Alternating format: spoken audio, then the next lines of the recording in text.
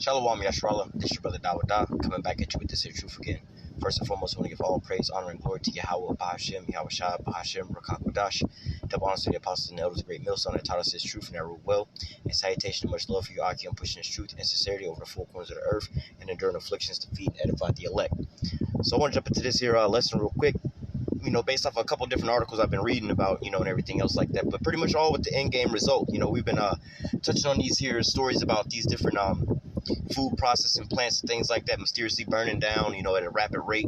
Like I said, with the quote unquote climate change in certain areas, whether it be droughts and things like that, or whether it be shipping woes as far as, we have to ship through a war zone or contested areas, which is causing the price of food to go up, or whether there's a war breaking out in an area where, certain foods are being produced at. It's all pretty much and also, global economic collapses, all right, which is all, resulting in what? A higher price at the grocery store aisle or the grocery store registers, or, people buying less and less food, consuming less and less food, all right, and people get into a bond out here, man, all right, but, at the end all be all, the people are starting to, realize that there's a, something coming down the pipeline, and, you have a lot of these so-called truthers and things like that that's touching on these here different stories and all these different articles and things that's coming out. But hey, nevertheless, the men of the Lord have been warning you about these things, warning you what Esau would be doing, taking peace from the earth, all right, controlling the earth with what? Food, using, how they say, food as a weapon of war, all right, and this is exactly what Esau does, like in the old ancient times, what they would do would be called a, they would lay siege to a place, and, in a siege, basically, they'll, go up to your village or whatever, and they would pretty much camp around about it, stop the trade of food coming in and out so that people will wind up starving, all right, and getting weaker and weaker, maybe even start fighting one another, and then, at a certain point in time, they'll go inside and they'll just clean up the rest of the mess, all right. Now, what you have going on right now is the same thing going on, a global siege on the whole earth, all right. Esau's taking peace from the earth, and by way of doing these things, he's got people in a bond to where, with the pandemic, a lot of people lost their jobs, all right. The cost of living is going up, rent is skyrocketing, all right, so people are trying to make up for that huge gap in the cost of rent, all right, and then also the grocery store prices, so it's breaking people's bank. So now people are being more and more stressed out, less than the working force, all right, can't afford to buy food and everything else like that, and their number one thing in their mind is what? Looking for food, looking for a place to lay their head at the end of the day. They can't really concern themselves over everything else that's going on in the world. All right, and at this here point in time, when the people are caught unaware is when the enemy comes in and just takes over you, man. All right, but nevertheless, this is what you have going on. I want to quickly read through this here article. It's not a very long article, but as far as, like I've been saying about these different instances, which is leading into what? A famine, all right, a famine of actual food and things like that, as far as laying siege onto the whole globe. All right, it says China addresses food security concerns. Beijing has been importing more soybeans recently, data shows. U.S. soybean exports to China are leading the 5-year average this year. The South China Morning Post reported on Monday, citing industry data. Beijing is looking to protect and bolster its supply chain as the global food security fears mount, all right? And that's what, the number one talk around the town is, hey, man, there's going to be food shortages. Biden had been warning you about these things, and then all of a sudden, you've been having these scenarios of, how do I say, these processing plants going down, all right, mega droughts and everything else going on, then all of a sudden the war, all right? But, hey, like they've been telling you before these things even came to pass, hey, there's going to be food shortages, all right? And how much more the men of the Lord has been prophesying about these things, all right? So it says American soybean producers shipped 27.3 million metric tons to China from September 1st to April 22nd, according to Scott Gerland, an economist with the American Soybean Association. He told the SCMP that over the past 5 years, China ordered up to 23 million metric tons in September-April periods. Gillett explained that the Russia-Ukraine conflict cramped China's bound exports of wheat, corn, and sunflower oil from the two farm-rich countries. The conflict has also driven up the price of soybeans as a substitute. Meanwhile, the 4/5 of the U.S. soybean are processed into livestock feed in China and the rest into vegetable oil.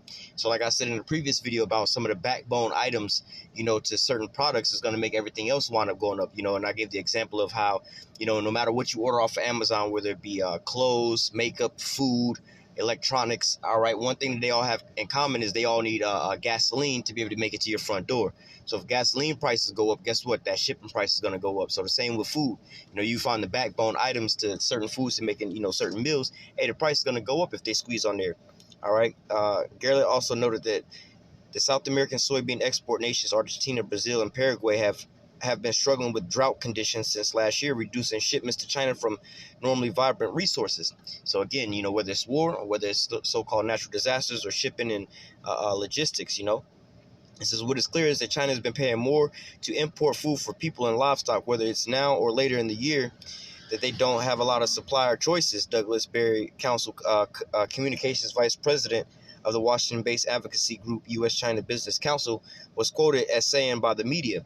All right, so they already know. They've been telling you about these things, all right? It's a supply and demand which augurs another good year for farmers in the U.S. heartland, whether it's due to volume or value, Berry said. China is the world's top importer of soybeans, purchasing about 97 metric tons in 2021, according to the data by market research and Statistia. So, hey, these are the things that we've been telling you is coming down the pipeline, and now all of a sudden, like the scriptures say, the vision's here for an appointed time, but at the end it shall speak and not lie. Right now, it's starting to speak. They have all these different questions and concerns about, why there's at the end all be all, food is costing you more, or if you can't even find food, there's a scarcity of food on the shelves, man. All right, but this is what Esau will wind up doing. All right. Matter of fact, let me read this real quick since I'm right here. Ezekiel 14:13, it's the Son of Man. When the land sinneth against me by trespassing grievously, then will I stretch out my hand upon it, and will break the staff of the bread thereof, and will send famine upon it, and will cut off man and beast from it. And so again, going into that siege-like scenario, this is what you have going on. The city of Mirth and all these different things are starting to cease. All right, the merry heart is starting to cease because instead of having the abundance of things, hey, man, as a matter of fact, I was just watching a video the other day, in some folly time. Basically, this guy feeding some damn raccoons. All right, he out on the porch over here feeding raccoons, a bunch, like maybe 25 different goddamn raccoons, like a whole bunch of hot dogs and grapes and cookies and all kind of shit like that. Now, granted, we ain't supposed to be eating no pork or nothing like that, but nevertheless, think about how many different people could have been eating all them damn hot dogs. Now, at a time like this, you got all that time and the money to be throwing away things like that. These people don't, realize what's really coming down the forefront, And there's no real. I wasn't really paying attention to when this damn video was. It was more or less the fact that all these damn raccoons. But hey, people out here just was willy-nilly throwing away foods and everything else like that. Now they have more statistics now coming out that people are buying more of the quote-unquote great value products or the non-name brand, store brand products of certain foods and everything else like that, man. All right, so hey, man, it's about to be a real siege being laid hold on to this here place, man. Where again, you are already seeing the housing market skyrocketed and things like that. Just recently was speaking about that at camp, but about the housing crisis. This people are paying more and more and more for rent. You was paying $1,000, now you're paying $2,500 for rent. And again, people are already losing jobs, so hey, they putting a squeeze on them there. Now when they go to the grocery store, instead of spending $100 weekly on groceries, down there spending $250 on groceries every week, man. All right, so hey, they're putting these people into that economic squeeze. All right, this is all Esau's planning and doing. Let me grab this precept because this is what it was said that he will be doing on the earth, man. All right, this is Revelation 6:4. It says, and there went out another horse that was red, and power was given to him that sat thereon to take peace from the earth. They should kill one another with the sword. They should kill one another, and there was given unto him a great sword. All right, and so hey, let me come back to this. One of the things that Esau was granted was what, that great sword, and with that he would go forth in the world and start waging war and everything else like that. All right, this is 2nd Ezra 16. And 17, it says, woe is me, who will deliver me in those days? The beginning of sorrows and great mourning, the beginning of famine and great death, the beginning of wars, and the power shall stand in fear, the beginning of evils. What shall I do when these evils shall come? So, these are the beginning times of all these things, the beginning of what? The wars and the rumors of wars, all right? And in the midst of these here wars, it causes what? Economic turn down when it comes to production of food and goods and things like that. You're at a time of war. You're not really let's give you a smaller example. You got somebody trying to break into your damn house, and in the middle of breaking into the house, you may have been cooking. Right now, you think you're gonna still be worried about the food that's on the stove while you over there trying to defend your house from somebody breaking into it? No, you're gonna put the cooking off to a side to defend your house. And this is what you have going on with like with the Russia-Ukraine scenario, and then also in those waterways over there where shipment has to go through. All right, other countries are also being affected that way as well. All right, so hey, when it comes to wars and rumors of wars and things like that, it also affects food and also famine. So hey, he's taking peace from the earth by way of a sword. What you most Americans you don't understand is the fact that they say, hey, well, there's a conflict in Russia and Ukraine that ain't got shit to do with us. I ain't affected by that. I'm gonna go on willy-nilly about my own self. Well, as you read in these here articles and certain scenarios about the things the things that's being produced in Ukraine and Russia, all right, is a lot of the times the state of Babylon, all right, upholds Babylon and everything else, because America wants importing all these things over here. Well, again, like I said, if somebody's breaking into your house, you no longer are worried about cooking. All right, so these people aren't that worried about exporting these foods and things like that in the middle of a conflict. All right, so it is going to wind up affecting you over here in America, man. All right, let me actually jump down a little bit. All right. Hey, let me read this just because, like I said, I watched that video to do with the raccoons. And granted, like I said, I don't know what year that video was put up. I just happened to see it. But it says, behold, victuals shall be so good cheap upon the earth, they shall think themselves in a good case. And even then shall evils grow upon the earth, sword, famine, and great confusion. Now, look, in a time like that where you over here just feeding all these wild animals and things like that, just all kind of foods and things like that, man. Hey, when famine start coming really hitting you over here on this here side, you're gonna really be regretting those times and those moments. Granted, again, we ain't supposed to be eating pork, and it was Edomite, but it's just the fact that was something that popped up in my mind. And these people over here dwelling carelessly because right now, or for a certain point in time, they could afford certain things, but would they have a term called gradualism? Gradually they're turning up the heat on your ass, man. And people aren't quite taking note to these things, and before they know it, they're gonna be under a full siege and can't afford any damn thing, man. All right. It says many of them that dwell on the earth, many of them that dwell upon the earth shall perish of famine, and others shall escape. The hunger shall the sword destroy. All right, and so hey, this is what you have coming upon the earth, man: famine and death and destruction and wars. And so hey, in the same point in time, this is how do I say? These are the things that you have that's facing the earth. But hey, going back at let me go ahead and grab this up real quick, and let me grab this as well too. Well, we'll come back to that. But this is what you have pretty much going on with Esau, man. This is Revelation 6 and verse 8. It says, and I looked, and behold, a pale horse, and his name that sat upon him was Death, and hell followed with him,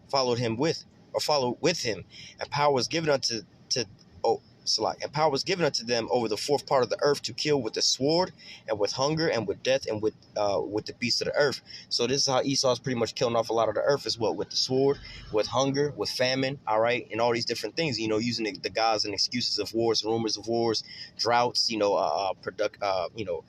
production plants being burned down and everything else like that, putting the people into that squeeze, that siege, man.